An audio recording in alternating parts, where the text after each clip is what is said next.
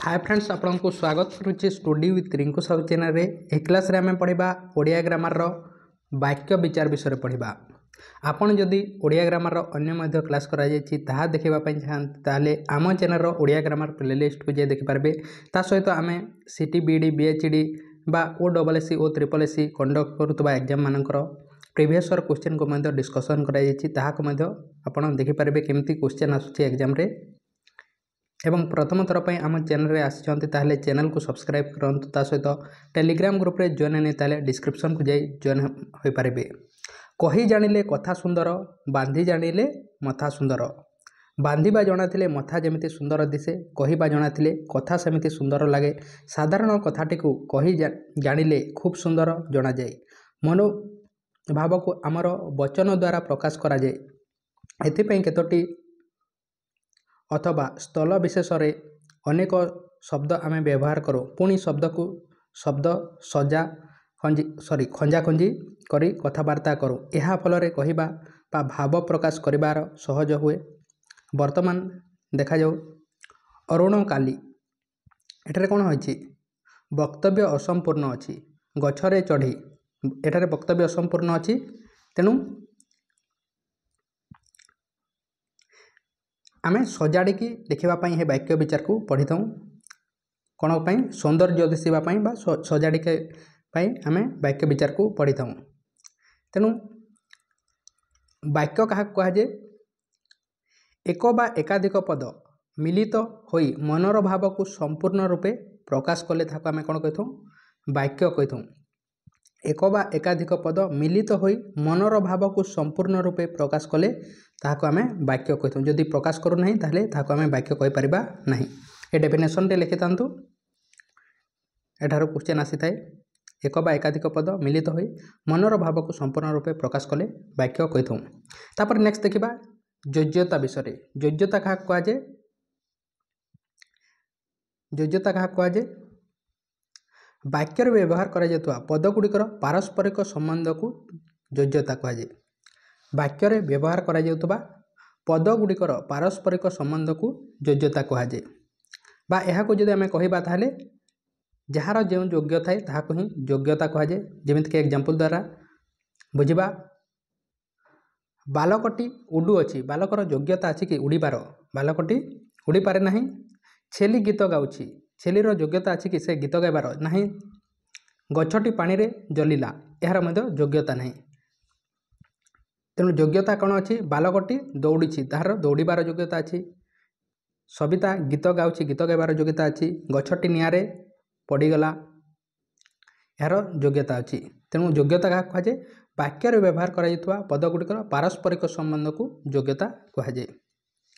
Definition T लिखि तांतु। आपण लिखापी चाहते ताहले डेफिनेशन टी एग्जाम रे आसी थाए बा एग्जांपल मध्य आसी थाए। आकांक्षा क्या कहुए वाक्य रे थिबा गोटे पद अन्य पद गुड़िकर अर्थबोधकता पई अपेक्षा कले ताहाकू आकांक्षा कहुए। अर्थात गोटे पद अन्यटी को अपेक्षा करथिले ताहाकू आकांक्षा कहुए। क्या कहुए वाक्य रे थिबा गोटे पद अन्य पद गुड़िकर अर्थबोधकता पई अपेक्षा कले ताहाकू आकांक्षा कहुए। एग्जांपल देखि नेबा मदन सहित डैश रविवार दिन चपला डैश। एठारे कौन अच्छी गोटे वाक्य अन्यटी को अपेक्षा करुछि। अर्थात मदन सहित तांको बापा आसिबे रविवार दिन चपला डैश भुवनेश्वर जीव। गोटे वाक्य अन्यटी को अपेक्षा करुछि यह को ही कहुए आकांक्षा कहुए। नेक्स्ट आसक्ति।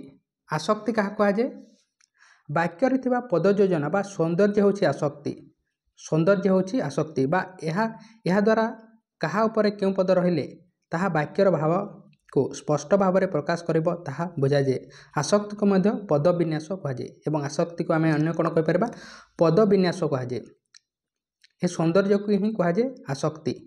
जेमिति कि एग्जांपल द्वारा जानि नेबा होई हेले प्राप्त बुद्धत्व गौतम तपस्वित। होई हेले प्राप्त बुद्धत्व गौतम तपस्सिद्ध। यह को जदि आमे सजाड़ी लिखिबा ताहले कौन लिखिबा गौतम तपस्सिद्ध होई बुद्धत्व प्राप्त कले। नेक्स्ट उभय ए मिसी छवि और वंदना आंकिछंती चंदना। यह को जदि आमे सजाड़ी लिखिबा ताहले चंदना और वंदना उभय मिसी ए छवि आंकिछंती। यह कहुए आसक्ति सौंदर्य को बा सजाड़ी लिखा आसक्ति कहुए आसक्ति को आम पद विन्यास बा सजाड़ी लिखा पद विन्यास कहीपर। नेक्स्ट वाक्यांश वाक्यांश क्या कहुए वाक्य बुझा पड़ुवा निर्दिष्ट अंश को बा निर्दिष्ट केतोटी पद संगति को वाक्यांश कहुए। वाक्य बुझा पड़ुवा अंश को बा निर्दिष्ट केतोटी पद संगति को वाक्यांश कहुए। जमीक एग्जांपल हरिहर कथा शुणी माँ एठार बुझा पड़ी हरिहर कथा शुणी माँ आश्चर्य हेले तेणु यह कहीं कहुए वाक्यांश वाक्यर बुझा पड़ुवा निर्दिष्ट अंश को वाक्यांश कहुए। खंडवाक्य नेक्स्ट देखा खंडवाक्य क्या कहुए समस्त वाक्यर समापिका क्रियायुक्त अंशटी को खंडवाक्य कहुए। समस्त वाक्यर समापिका क्रियायुक्त अंश को खंडवाक्य कहुए। समस्त को कौन कहुए खंडवाक्य कहुए। बा एठारे जो माने वृथारे समय काटती जो माने कर्ता काटती क्रियापद ही समस्त गोटे गोटे खंडवाक्य अटे बा आपन जानिछंती खंडवाक्य क्या कहुए बा यही डेफिनेशन को मन रखि था समस्त वाक्यर समापिका क्रियायुक्त अंशटी को डैश कहुए यही क्वेश्चन आसी पाए खंडवाक्य कहुए। नेक्स्ट देखा पद विन्यास क्या कहुए कही बोली पारे जे पचा चिंगुड़ी बिकेसे अर्थात जी कथा ठीक भाव में कहीपे से खराब को भल सब्यस्त करें भल भाव में कहवा जना खराब को भल बोली सब्यस्त करी हुए कहवा जना होउची वाक्य गढ़ार कौशल। तेबे शुद्ध वाक्य गढ़ा हेले केतोटी विषय प्रति यत्नशील हेबाकु पड़िबो एगुडी को वाक्यर पद विन्यास कहुए। वाक्यर पद विन्यास माने कौन सजाड़ी की कहवाकू ताकू ही कहुए वाक्यर पद विन्यास।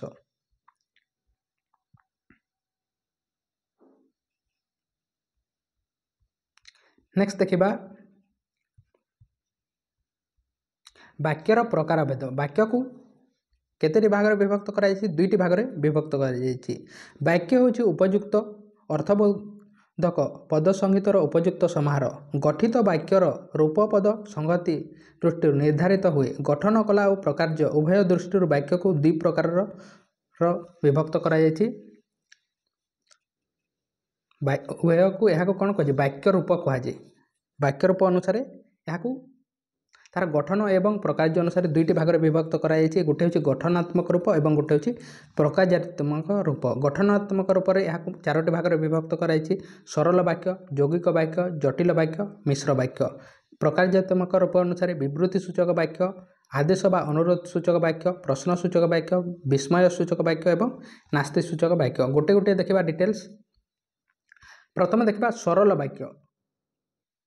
सरल वाक्य क्या कहुए गोवर्धन दरिद्र मानकर सेवा करती एथिरे कौन अच्छी गोटे समापिक क्रिया अच्छी यह आम कहवा सरल वाक्य। नमिता को तांको घर लोक भल पाती गोटे मात्र समापिका क्रिया थिबा वाक्य को सरल वाक्य कहुए। गोटे मात्र समापिका क्रिया थिबा वाक्य को सरल वाक्य कहुए। ये समस्त कौन अच्छी गोटे समापिका क्रिया अच्छी यह कहुए सरल वाक्य। यौगिक वाक्य क्या कहुए परस्पर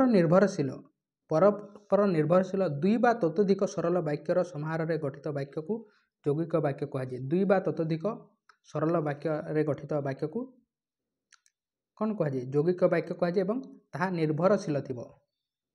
एग्जांपल देखिबा पवित्र पहुँचला सुषमा आसिला और उभय मिसी पाठ पढ़िले तीनोटी अच्छी। मनोज श्रेणी रे बसिला मात्र पढ़ी पारिला नाही एथरे दुईटा अच्छी यह कहुए यौगिक वाक्य। नेक्स्ट देखा जटिल वाक्य। जटिल वाक्य क्या कहुए दुई बा ततोधिक परस्पर आपेक्ष खंड वाक्यर समन्वय जटिल वाक्य गठित हुए। जटिल वाक्य क्या कहुए दुई बा ततोधिक परस्पर सापेक्ष खंड वाक्यर समन्वय जटिल वाक्य गठित हुए अर्थात गोटेटी अन्यटी को अपेक्षा करें यह कहुए जटिल वाक्य। एग्जांपल द्वारा देखा अजा जेतेबेले घरे पहुँचिले कौन है गोटे अन्यटी को अपेक्षा करते घरे रतन नथिला। बापा केबे आशा करि नथिले जे गोटेटी अन्यटी को अपेक्षा करछि कौन है बापा केबे आशा करि नथिले जे सनातन श्रेणी रे प्रथम हेबो। दरकार समय रे जे साहाय्य करे ताकू उपयुक्त बंधु कहा जाए। कालीर काम जदि आज करू ତେବେ ଆଜିର କାମ ଏବେ କର। ସେତେବେଳେ ରତନ ଘରେ ନଥିଲା ପ୍ରଧାନ ବାକ୍ୟ ଏହା ଏବଂ ଅଜା ଯେତେବେଳେ ଘରେ ପହଞ୍ଚିଲେ ଏହା ହେଉଛି ଅପ୍ରଧାନ ବାକ୍ୟ ଅଟେ। ଅର୍ଥାତ୍ ପ୍ରଥମଟିକୁ ପ୍ରଧାନ ବାକ୍ୟ କୁହାଯାଏ ଏବଂ ସେକେଣ୍ଡଟିକୁ ଅପ୍ରଧାନ ବାକ୍ୟ କୁହାଯାଏ। ତେଣୁ ଆମେ ଜଟିଳ ବାକ୍ୟ କାହାକୁ କୁହାଯାଏ? ଦୁଇ ବା ତତୋଧିକ ପରସ୍ପର ସାପେକ୍ଷ ଖଣ୍ଡ ବାକ୍ୟର ସମନ୍ୱୟରେ ଜଟିଳ ବାକ୍ୟ ଗଠିତ ହୁଏ। ମିଶ୍ର ବାକ୍ୟ କାହାକୁ କୁହାଯାଏ? ନେକ୍ସଟ ଦେଖିବା ମିଶ୍ର ବାକ୍ୟ ବିଷୟରେ। ମିଶ୍ର ବାକ୍ୟ କୁହାଯାଏ ଯେକୌଣସି ପ୍ରକାର ବାକ୍ୟର ସମନ୍ୱିତ ରୂପକୁ ମିଶ୍ର ବାକ୍ୟ କୁହାଯାଏ।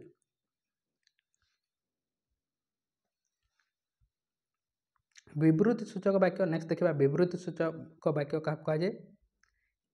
ନିର୍ଦ୍ଦିଷ୍ଟ ବିଷୟକ ବିବୃତ୍ତି ବା ବକ୍ତବ୍ୟ ପ୍ରକାଶ କରୁଥିବା ବାକ୍ୟକୁ ବିବୃତ୍ତି ସୂଚକ ବାକ୍ୟ କୁହାଯାଏ।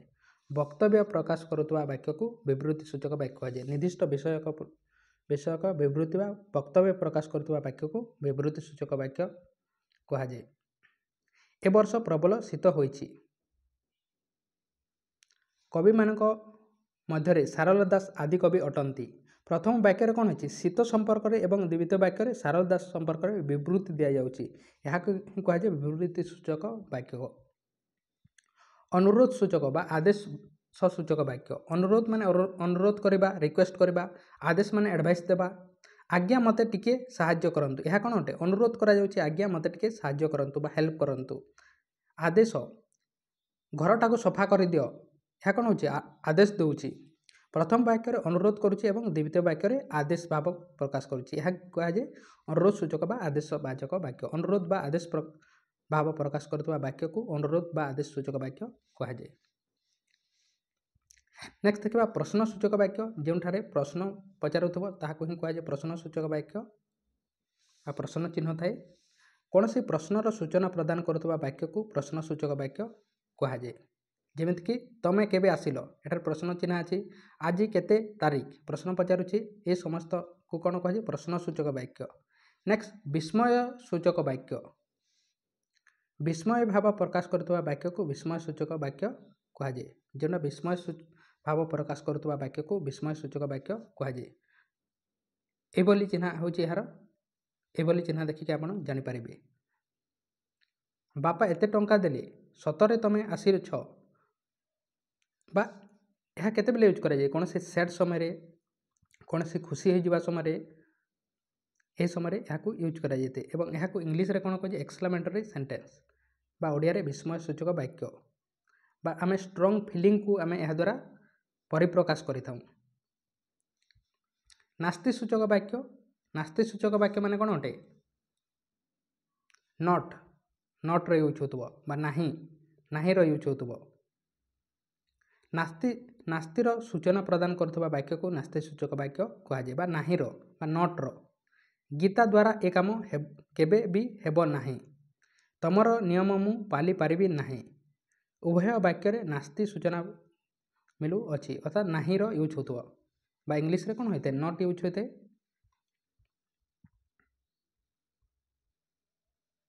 ନେକ୍ସଟ ଦେଖିବା ବାକ୍ୟର ରୂପାନ୍ତର। ଗୋଟିଏ ପ୍ରକାର ବାକ୍ୟକୁ ଅର୍ଥ ପରିବର୍ତ୍ତନ ନ କରି ଅନ୍ୟ ପ୍ରକାର ବାକ୍ୟରେ ପରିଣତ କରିବାକୁ ବାକ୍ୟର ରୂପାନ୍ତର କୁହାଯାଏ। ତାହାର କୌଣସି ଅର୍ଥ ପରିବର୍ତ୍ତନ ନ କରିକି ଆମେ ଅନ୍ୟ ପ୍ରକାର ବାକ୍ୟରେ ପରିଣତ କରିବାକୁ ବାକ୍ୟର ରୂପାନ୍ତର କୁହାଯାଏ।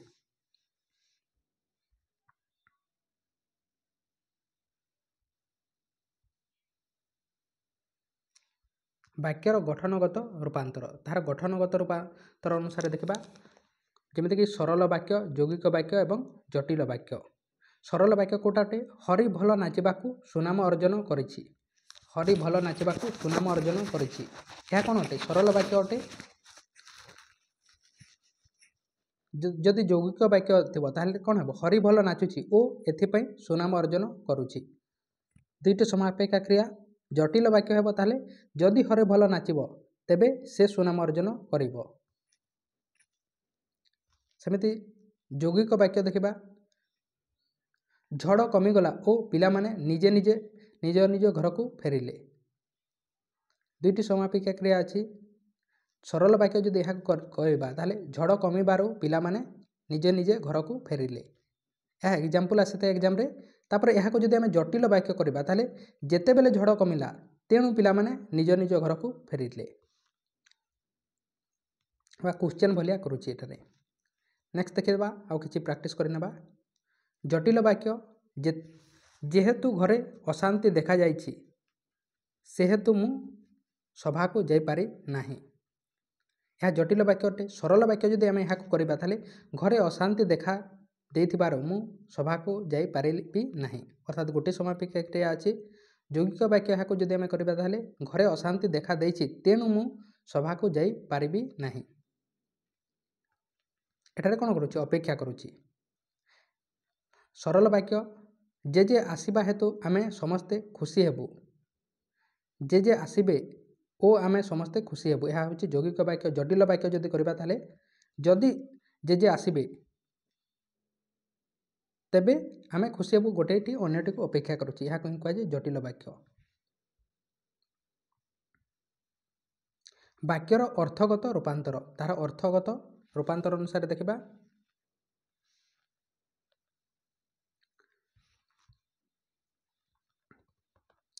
प्रथम देखा प्रश्नसूचक वाक्य।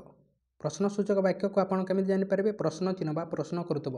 उत्कलमणि गोपबंधु भली सच्चा देश सेवक आउ केहि नाहांती।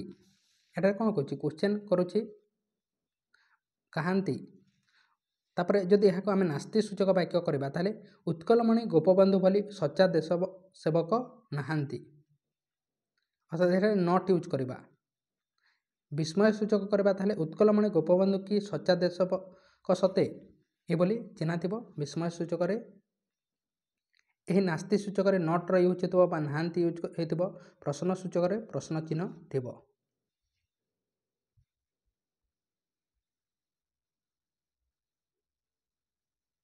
एटा जदि देखबा ताले बिजू बाबू ओडिसा रे काहाकू अजणा नुहंती, यह हूँ नास्ति सूचक वाक्य। एवं बिजू बाबू को ओडिसा रे समस्ते जानती, यह हूँ विवृत्ति सूचक वाक्य। एवं विस्मय सूचक वाक्य बिजू बाबू पुणी ओडिसा रे कहार अजणा। नास्ति सूचक वाक्य देखिबा बा विवृत्ति सूचक वाक्य, प्रश्न सूचक वाक्य एवं विस्मय सूचक वाक्य। यहाँ को जब आम चेंज करबा ताले अज्ञात युवक को आश्रय देवा भूल, यह हूँ विवृत्ति सूचक वाक्य। प्रश्न सूचक करबा ताले अज्ञात युवक को कौन आश्रय दिया जाए, एवं यहाँ को विस्मय सूचक वाक्य करबा ताले अज्ञात युवक को पुणी आश्रय।